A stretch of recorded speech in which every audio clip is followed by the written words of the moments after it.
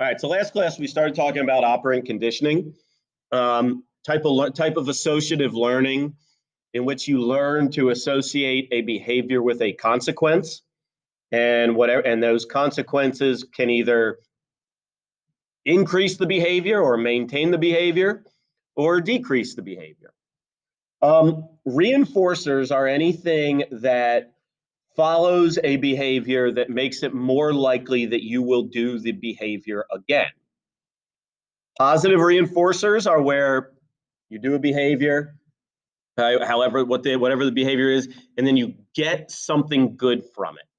All right, you get something positive, like attention or something like that, or a lollipop.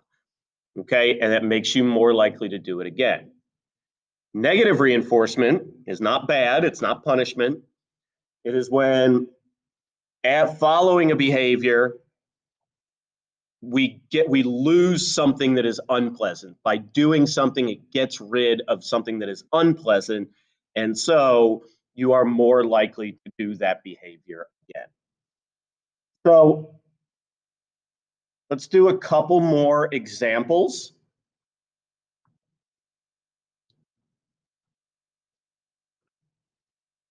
All right, so here's one right here. Okay, everybody should have this up. All right, taking aspirin for a headache.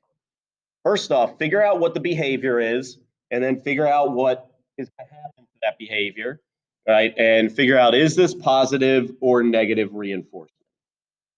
And just answer it on there.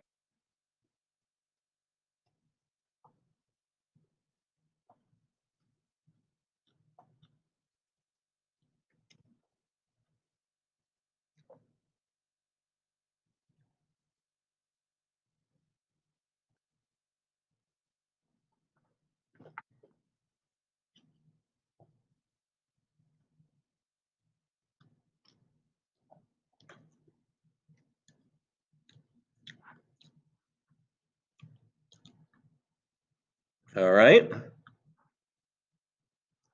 So we got 68% say negative reinforcement. All right. It is negative reinforcement. The Nearpod code is LAZ65. Okay. It is negative reinforcement. Why is taking an aspirin for a headache, why is that negative reinforcement? First off, what is the behavior that is being reinforced? Taking the aspirin, and then what is the reinforcing factor behind taking it? The headache goes away. So the removal of something unpleasant makes you more likely to do it again. Okay, and we'll do one more. All right, a teacher calls on a student who is jumping up and down in their seat and saying, me, me, me, call on me. The student displays the behavior, even, not, Aditi, the aspirin is not just like simply, does anybody take an aspirin and be like, ooh, that aspirin is really good? Okay, the effect of the aspirin is the reinforcing factor.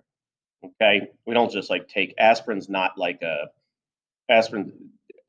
It's not like you're like eating like a Jolly Rancher. Okay, it's the removal of the unpleasant factor of having a headache. All right. Teacher calls on a student jumping up and down, says me, me, call me. The student displays behavior even more afterwards. Everybody knows a student like this. If you don't know them, then you're that student. Okay, is this positive reinforcement or negative reinforcement?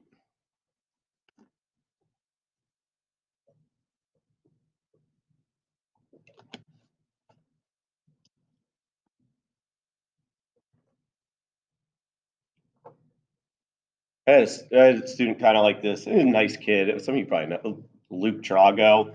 I had him a couple years ago, and we had to put him on like an answer, like a question like quota.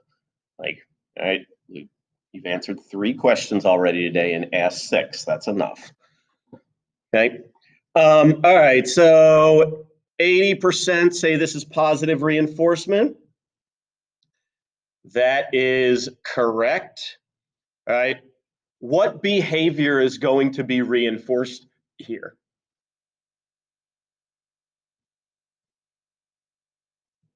Jumping up and down. The students say, all right, when you call, and teachers will do this a lot just because the kid is like kind of annoying. And so you're like, all right, fine. All right. And it's actually negatively reinforcing the teacher doing it because it gets rid of the kid like having their, we all know a kid whose like hand goes up the second you ask a question. But it is positively reinforcing for the student because what do they get out of it?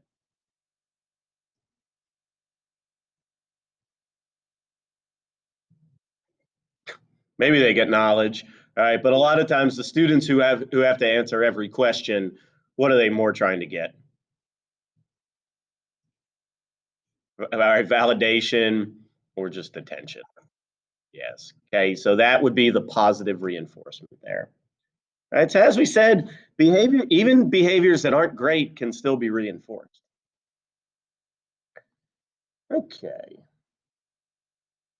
So gonna go off of Nearpod so that nobody can post nasty photos.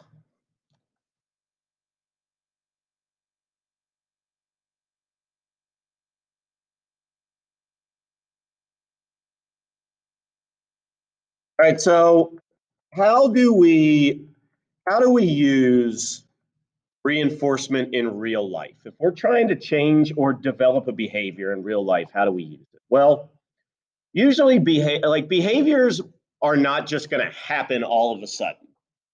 With more complex behaviors, we have to build up to them. One of the ways that we do this using operant conditioning is what is called shaping. Shaping is basically just going to a complex behavior step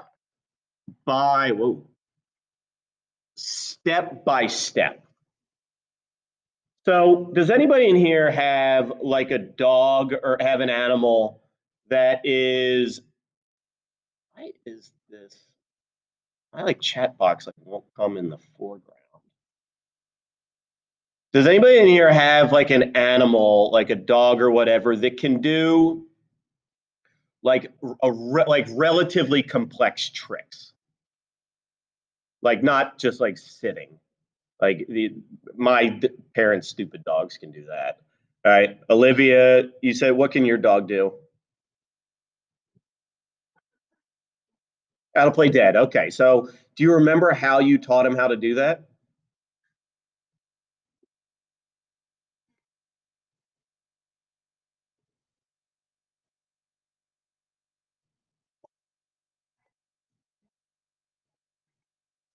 All right.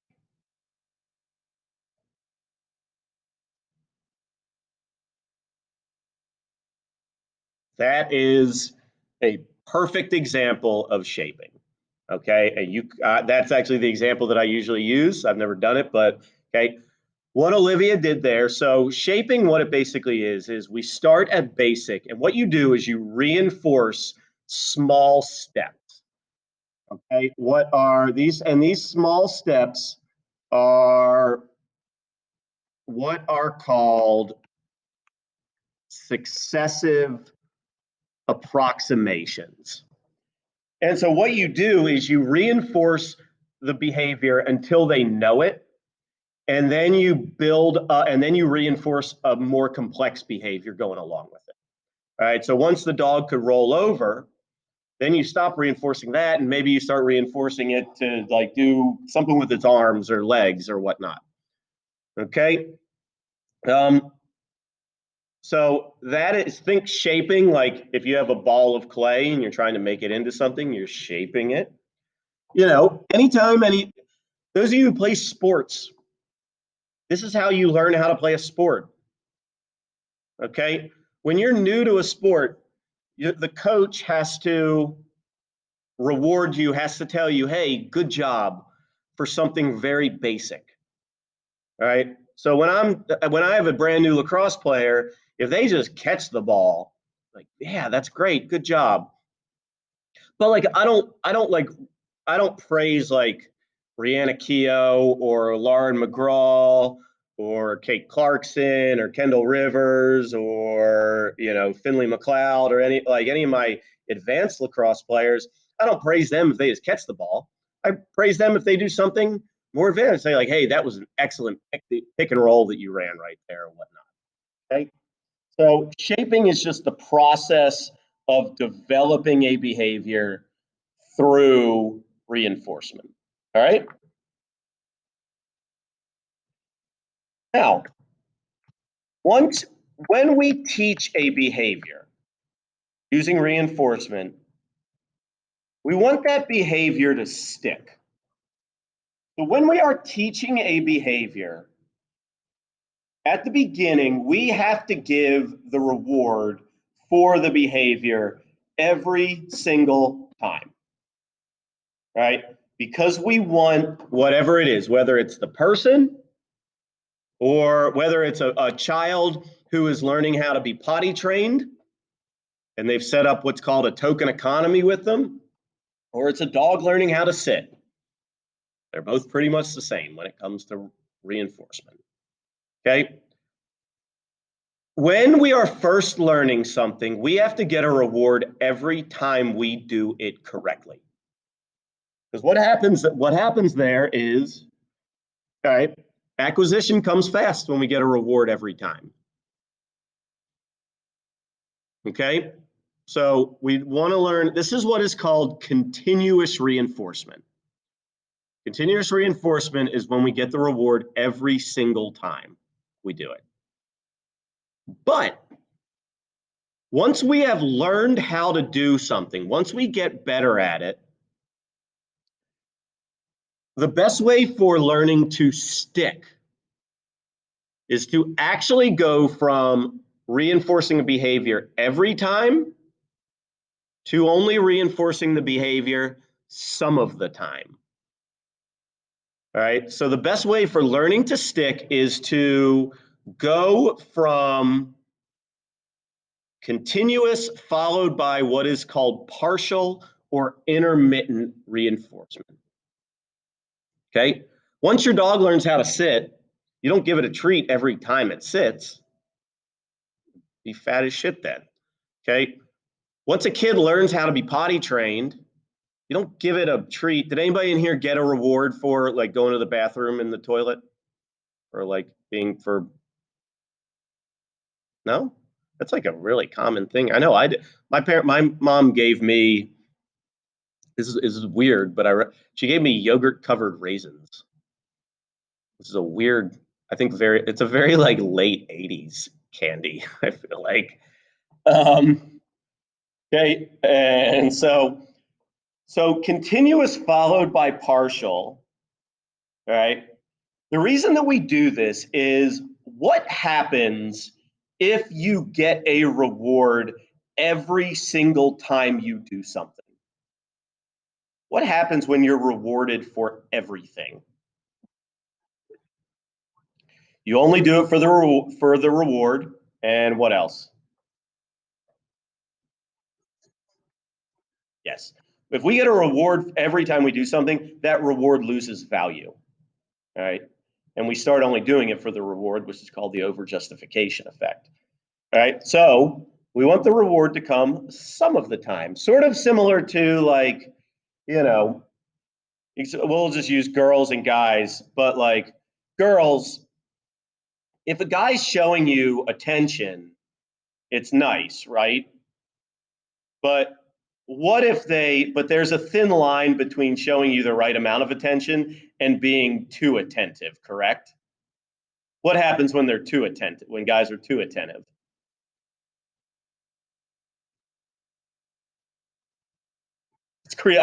It goes from being sweet to being creepy, right? And this is part of the class. Like this is a site, it's AP psychology plus dating tips for you all. So yeah, so guys, like get their attention and then like pull back a little bit. Right? It sounds weird. It sounds like a using like the Dennis system from It's Always Sunny in Philadelphia. But okay, so what we're going to talk about, we got about 15 minutes, we'll probably go about 20, is these partial reinforcement. There are different ways to partially reinforce, okay, what are called schedules, right? Reinforcement schedules are how often do you give the reward? Okay, and we're going to go into more detail on these, but there are 4 different schedules, and they're based off different patterns. These are what B.F. Skinner, so B.F. Skinner kind of discovered these. He didn't invent them, but he discovered them. And with his Skinner box, where he had like a lever or he had something for the pigeon to peck, he could set it up so that the rewards came at different rates. And he found that it would actually change the animal's behavior based off of the rate that the reward came. A fixed schedule is one where the reward comes at the same point each time. So you know exactly when the reward is coming. I know that I get paid on the last school day of every month. All right. And I can go into my bank account and see exactly when and know exactly when it comes in. That's a fixed schedule.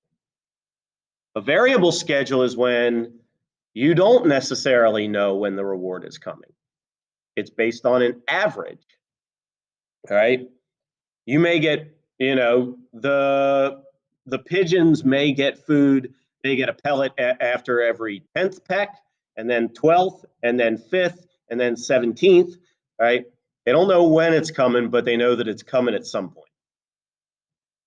Ratio schedules are schedules that are based off of, so like, is there a name when you're taught something without any reward?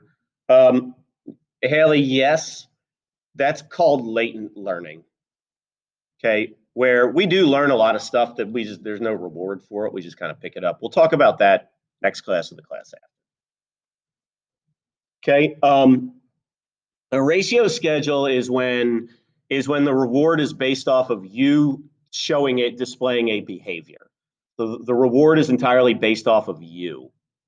All right, you're in control of when the reward comes. An interval schedule is when the reward is based off a length of time that passes. So you actually don't have any control over when the reward comes. Okay, so we're going to go over, there are 4 of these that you combine these two. There are 4 of them.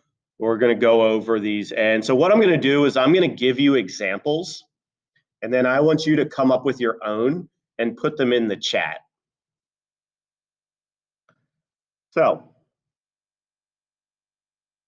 the first schedule is what is called a fixed ratio schedule. A fixed ratio schedule is when we know exactly when the reward is coming, and the reward is based off of our own actions. So the easiest example of this is a punch card. All right, you go to a coffee, you get 10, you buy 10 coffees, you get 1 for free. That's a fixed ratio schedule because you know when that reward is coming. You can look at your thing and be like, oh, I got 9 out of 10. Let's go get a coffee because then I'll get a free one after that.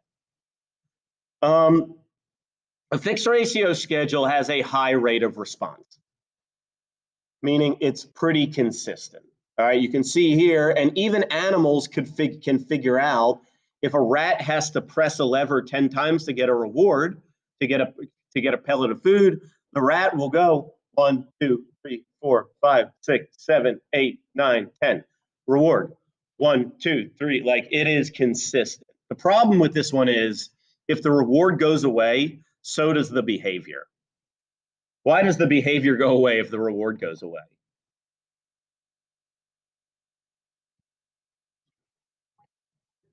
Exactly. Yep.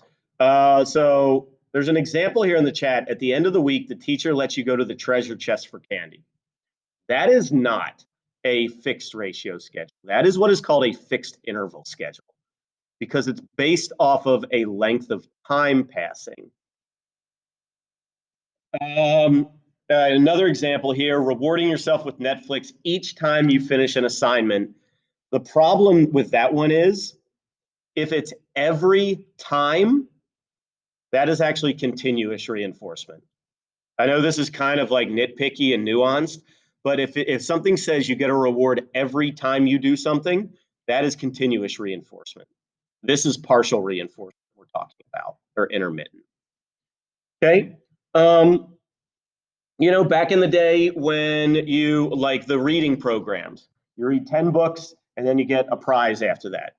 You know, back when I was doing that, it was the Pizza Hut. You got a free personal pan pizza after you read and took quizzes on a certain number of books. That's a fixed ratio schedule. Okay. Fixed ratio schedules work really well with like little kids because little kids want to know when the reward is coming. All right, so think for a sec and come up with another example of this and put it in the chat, and I'll tell you whether it's right or wrong. It's really important that you know the distinctions between these.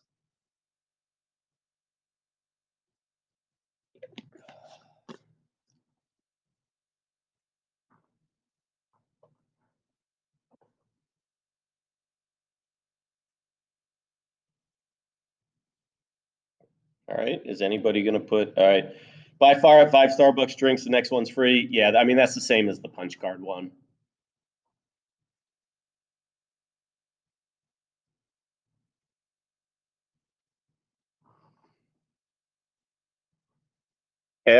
So this one says every time you study, you get a good grade. The problem there is you're saying every time. That is continuous reinforcement. So that's not on a schedule. Okay, factory worker getting paid for a certain number. Yes. Okay. All right, a factory work on a production line, you make 20 things and then you get paid at every 20. Okay.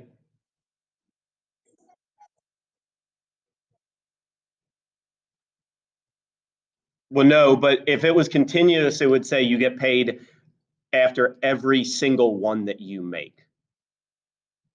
But this one, it's like you make 20 of them and then you get paid. So you have to do the behavior 20 times before you get a reward for it. Yeah. Get 50% off your next meal at McDonald's by downloading our app. That only comes once though. And so that would still be continuous. Think about it, guys. The distinction here is do you have to do something only once or do you have to do it multiple times? That's the distinction. All right, getting to spin a prize wheel for free after paying for a roll 5 times. Yep, that's fixed ratio.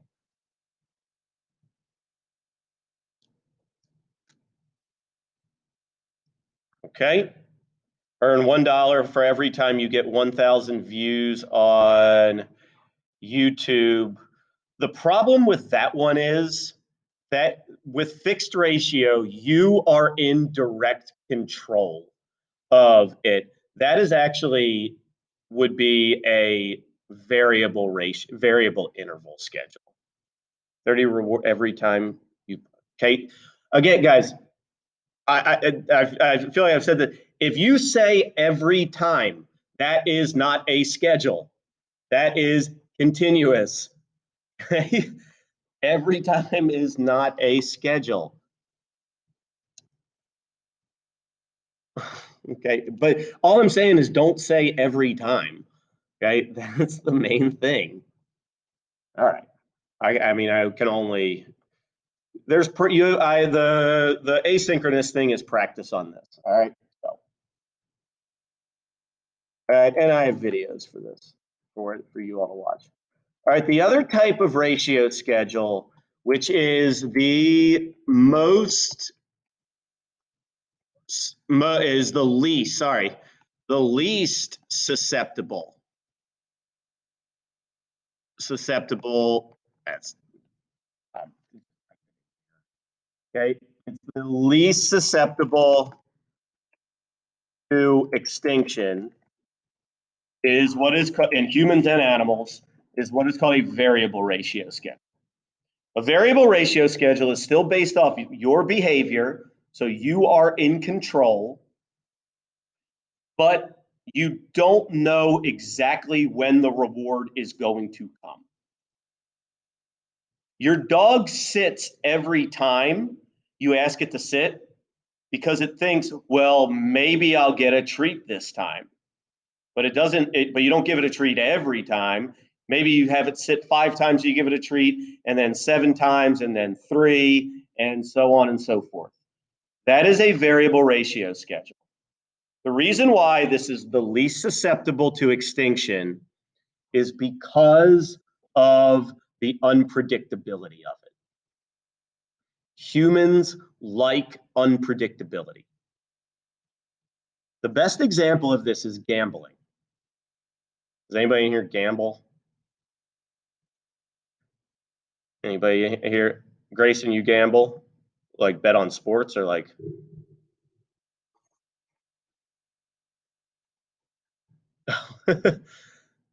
Yeah.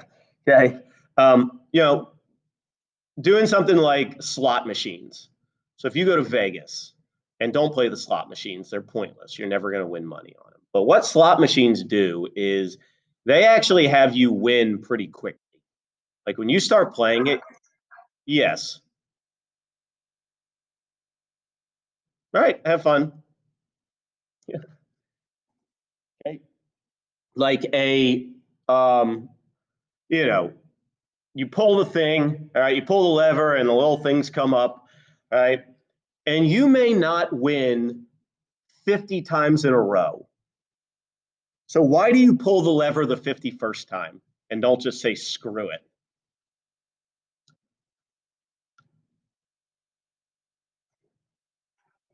Maybe you'll get it the next time. All right. That's how a variable ratio schedule works.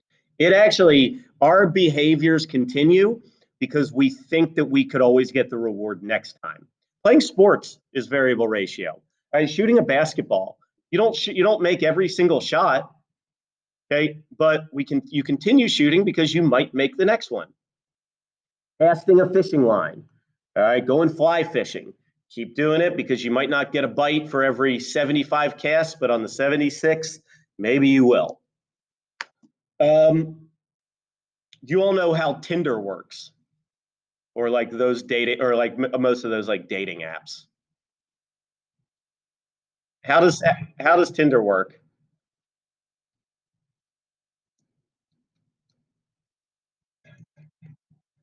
It kind of is, yeah. Anybody know how Tinder works? I know some of. All right, yeah. You're swiping either left or right. And if you swipe right, you say, all right, this person's attractive, whatnot. Maybe I'll match with them. You may not get a match for 100 swipes, but why do you keep swiping?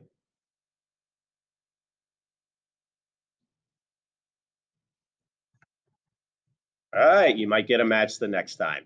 It is like gambling where it just like keeps you coming back.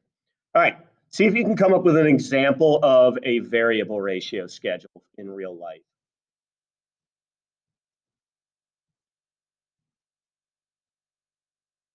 Aditi, yes, that's correct. All right, playing the stock market. Yep.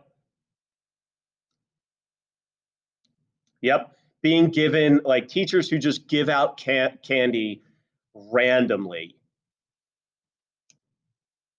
All right. Buying Magic the Gathering booster packs until I pull rare cards. Yep, exactly. Um, yeah, fantasy football. I mean, I've played fantasy football for, I don't know, probably 10 years now, and I've never won, but maybe this year I will. I'm actually in second place in my league, so. And if anybody has Daniel Harabin in class, his team is god awful. Okay. Trying to get to an AK parking spot in the lottery thing. Um, Is the AK lottery based off of like, do you have to like buy tickets for it or something? Or do they just like spin a wheel? Okay. I guess it is kind of variable ratio. Okay. All right. Yeah. Playing the lottery, buying lottery tickets is variable ratio. Keep doing it because you might win next time. You're not going to. It's like a 1 in 295 million chance. You have a better chance of being struck by lightning than winning the lottery. Okay. All right. Oh, really?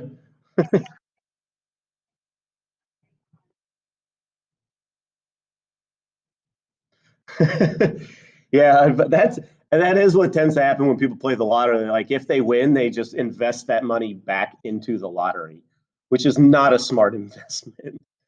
But oh well. I mean, I guess it's just for fun, you know. All right, so it looks like we kind of understand that one a little bit better. At least nobody said the word every. All right, so ratio is based on behaviors. Interval schedules are based on length of time passing. So you actually have no control over the reward in this one. It's like if you like people like you have no control over when Christmas comes. Okay, it's December 25th every year. A fixed interval schedule is when a reward comes after a set length of time. So, for instance, let's use Christmas for example, because Christmas is an example of a fixed interval schedule. Little kids who like still believe in Santa, okay, and hopefully I didn't just burst anybody's bubble. Braden, you don't still believe in Santa, do you? Okay, all right, that's good. Um, okay, little kids, the closer it gets to Christmas, what do little kids start to do more and more when it closer it gets to Christmas? They start to, yeah, they start to be good. All right. Why is that? Because Santa's always watching. All right, especially close. All right, it's kind of a creepy. All right, so that's an example of what the response rate is like with a fixed interval schedule. With fixed interval schedule, we see what's called the post reinforcement pause, which is where after the reward comes, all right, we kind of stop whatever behavior it is because even animals will recognize this. Where after they get the reward, if they know they get it every 5 minutes, pigeons will stop pecking at a spot until like 2 minutes before they get the reward, and then they'll start pecking at it frantically. Okay, that's just how. So with a fixed interval, whatever the target behavior is, we won't start displaying it until the closer we get to the um, the closer we get to the reinforcement. I'll give you another example. So when you're cooking, let's say that you're baking lasagna, and the lasagna has to be in the oven for an hour and a half. You put it in. Are you going to check the oven to see how? Are you going to check the lasagna 2 minutes after you put it in? Probably not, not unless you're just a compulsive person like that. But what's going to start happening the closer you get to the time that the lasagna is going to be done? You're going to check it more and more often. Yep. Okay. Because even though you have no control over when the reward comes, we still want to be part of it. Same thing as like when you're waiting for a package. Your mailman probably comes at about the same time every day. And so the closer it gets to that time, you're going to go out and check the mailbox more often. All right. Paychecks. All right. As I said, I get paid on the last school day of every month. That is a fixed interval schedule. Okay. Now I don't start working harder or I don't work less hard in the beginning of the month. Okay. But, if it is, but that's why, like, have you all ever heard that like cops will pull people over at certain times during the month? Like generally at the end of the month, you're more likely to get pulled over because the cops are trying to meet their quota. And so they'll pull over more people the closer they get to their paycheck at the end of the month. Anybody have a good example of something that's on a fixed interval schedule?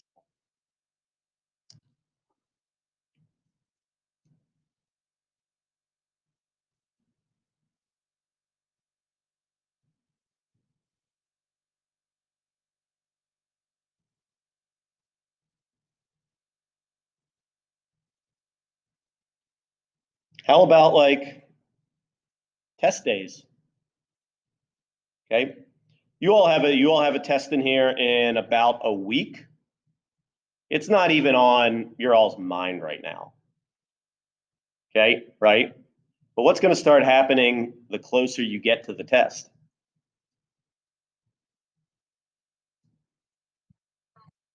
Yeah, you're going to study more. Okay.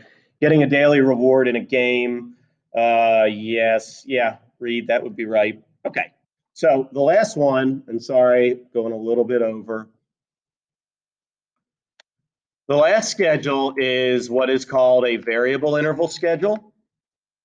This one is the second least susceptible to extinction. Just so in variable schedules produce a better response rate than fixed schedules do because of the anticipation of when the reward, not knowing when the reward comes.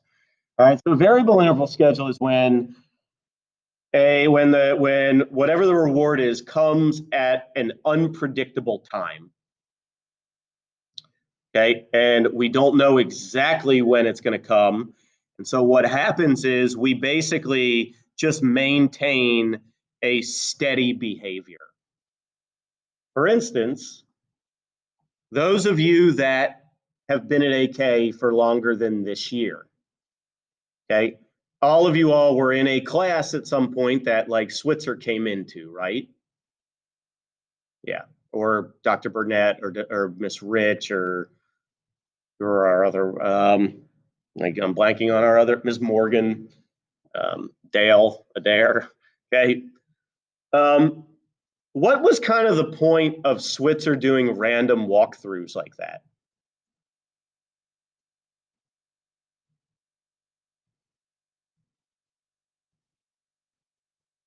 Because unless it was an announced observation, we didn't know when admin would be coming into our classroom.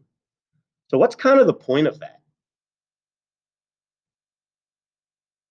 What does that force us as teachers to do?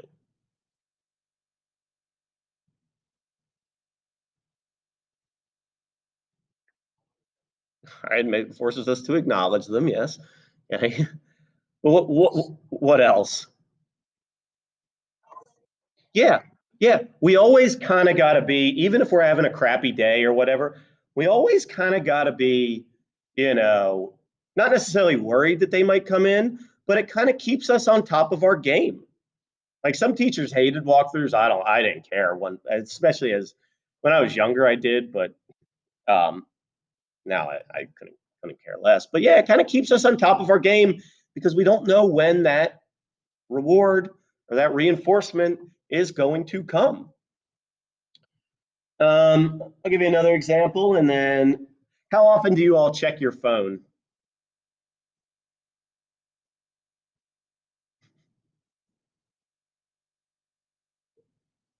Every, all right, a lot. So, I mean, most of us probably check our phone every 5 to 10 minutes, I would think.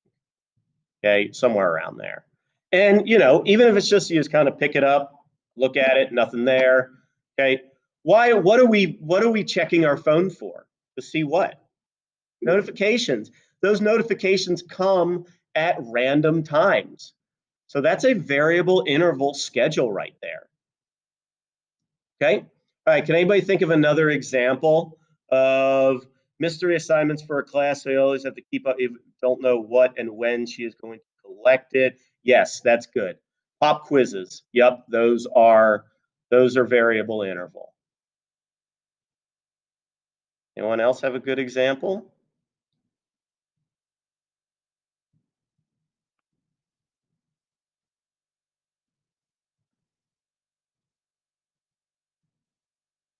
No?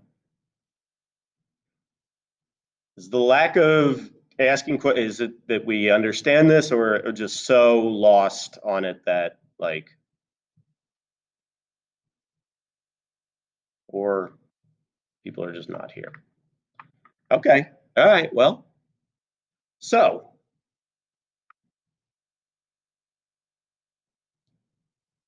what you're gonna do now, setting up a system that constantly flips a coin, whether it lands on heads, a reward is given. Yeah, as long as you're not the one flipping the coin, then yeah, that would be variable interval, I guess. Okay, all right, so